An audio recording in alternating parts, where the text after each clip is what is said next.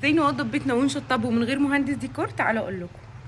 اول حاجه نهتم بالدهانات، ما نعملش افكار كتير وحركات وديكورات كتير في الحيطان، نعمل الوان محايده زي بريز، فانيليا، لاتيه، ميلكي، الدرجات الجديده اللي طالعه دي كلها علشان نقدر نلعب بعد كده في الديكور براحتنا من غير ما حاجه تبقى مقيدانا.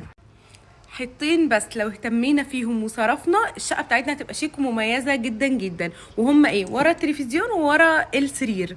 طيب نعمل فيهم ايه؟ بلاش بديل رخام وحاجات كده طالعه ترندي، عشان دايما الحاجات دي سنه سنتين هتقدم وهنحس ان احنا عايزين نغيرها. طيب نعمل ايه؟ ممكن نعمل خشب، لان الحاجات اللي من الطبيعه دايما ما بتقدمش، او ممكن نعمل بانوهات، ممكن نعمل فريم كده بالدهانات زي الصور دي.